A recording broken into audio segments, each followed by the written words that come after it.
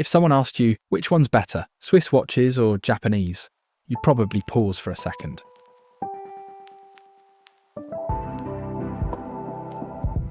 Because deep down we know that's not a question with a simple answer. This isn't quartz versus mechanical, or prestige versus practicality. It's two entirely different ways of seeing time and turning it into something you can wear. On one side there's Switzerland, where watchmaking isn't just an industry, it's a legacy. You hear names like Rolex, Omega, or Patek Philippe, and the image that forms in your head, that's not a coincidence. That's history, wrapped in steel and gold. But swing over to Japan, and there are Seiko, Citizen, and Grand Seiko, who have rewritten the rules. Their watches don't speak loudly, but they don't need to. They're about precision, reliability, and restraint. If the Swiss romanticized time, the Japanese refined it. So no, this isn't about crowning a winner. It's about understanding both stories, and maybe finding your own somewhere in between. Let's go back, way back. Swiss watchmaking traces its roots to the 1500s, not just old, but foundational. Think Geneva, Le Locle, the Jura Valley. The Swiss didn't just perfect the mechanical watch, they built a culture around it. Tourbillons, perpetual calendars, minute repeaters. This is the land where complications became poetry. Then, centuries later, Japan stepped in. Not quietly either. In 1969, Seiko unveiled the Quartz Astron, the world's first quartz wristwatch. With that one move, they didn't just innovate, they disrupted. Accuracy no longer cost thousands. Suddenly mechanical wasn't the only way forward. That's where the contrast sharpens. Switzerland doubled down on tradition. Japan leaned into precision and possibility. From the very start, these weren't just two countries building watches. They were building philosophies. Craftsmanship, emotion versus execution. Now, when you hold a Swiss watch, you feel the warmth. It's the kind of craftsmanship that hums. A Hamilton Jazzmaster, a Longines Master, a Vacheron in gold. Each piece carries a sense of continuity. Geneva stripes, chamfered bridges, hand-applied indices. These aren't just finishing techniques, they're signatures. Each watch tells a story, and you feel it in the way it ticks. But turn to Japan, and the tone changes, but not the depth. Grand Seiko, in particular, doesn't chase nostalgia. It chases clarity. The Zaratsu polished cases are razor sharp, and the snowflake dial, inspired by wind-blown powder fields near Shinshu. Every element is chosen with purpose, every reflection controlled. Even Seiko's more accessible Presage and Citizen signature models feel far more composed than their price tags suggest. So while the Swiss craft watches with soul, the Japanese respond with watches built on discipline. One leans on emotion, the other on execution, and both speak fluently. Flip the watch over and talk about what they got inside. Swiss movements are about more than timekeeping. They're artistry. ETA 2824, Valjoux 7750, Rolex's 3235, all tried, tested and refined over decades. You'll find polished screws, skeleton rotors, Geneva stripes, and that ever-present COSC certification. Swiss calibers are less about specs, more about experience. They breathe tradition. But then you take apart a Japanese movement, and something else emerges. Seiko builds vertically. From hairspring to hand, everything is made in-house, and with the spring drive, they've done what few imagined possible. Fuse mechanical energy with quartz accuracy. That gliding seconds hand, it doesn't tick, it doesn't stutter, it flows.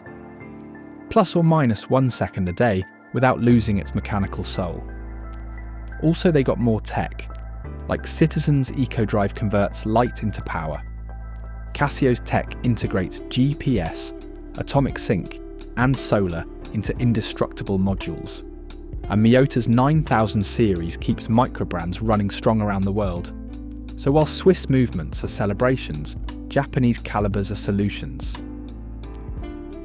What's on your wrist isn't just a mechanism, it's presence, it's tone. And Swiss designs are the definition of classic. A Rolex Explorer, an Omega Aquaterra, they wear like a tailored suit. balanced, versatile, quietly confident. Even avant-garde icons like the Royal Oak or the Big Bang carry a sense of control. Every lug, every marker feels rehearsed. But Japanese design tells a different story, rooted in nature, texture, and attitude. The Seiko Samurai's sharp case lines, the bold loom of the monster, the clean geometry of a Citizen Chronomaster. These aren't trying to be timeless, they're trying to be seen. And Grand Seiko, that's a world of its own. Birch-inspired dials, light play on steel, and cases that shift colour under different skies. Sometimes Japanese watches feel overbuilt or dial-heavy, but they never feel lazy. There's always a narrative baked into the form. So ask yourself, not just what looks good, but what feels like it belongs to you. Here's where most collectors start. Budget. If you're just stepping in, Japanese watches offer ridiculous value. A Seiko 5 sports for around $300 gives you a proper automatic, decent loom and a design that actually feels like someone thought it through. Citizen's ProMaster line. Tough, solar, no-fuss timekeeping that lasts. By contrast, Swiss entry-level watches, Hamilton, Mido, Tissot, start closer to $700, and that's for basic automatic specs. Yes, you get Swiss finesse, but you also pay for the label. Now climb the ladder and the roles reverse. Rolex, Omega, Patek, they don't just hold value, they become benchmarks. You bought a Submariner today, you might sell it for more in 10 years. That's not speculation, that's history repeating itself. High-end Japanese pieces like Grand Seiko offer better finishing for the price, but resale, still catching up.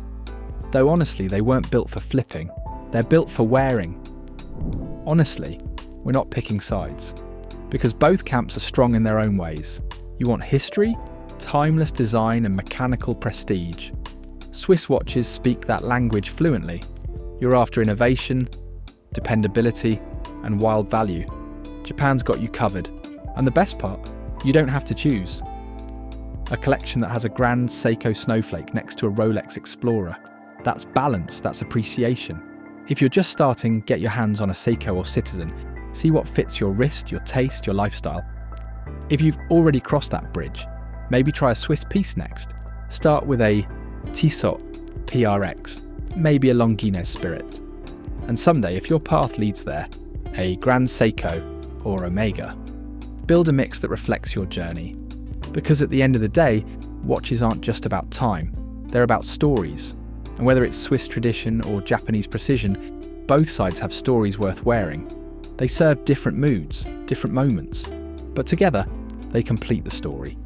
No rush, no sides, just evolution. Because the best watch is the one that keeps your story ticking. Now it's your turn. What's on your wrist right now? And what's next? Let us know in the comments. Thanks for watching. If you found it helpful, don't forget to like, share and subscribe for more watch news and reviews.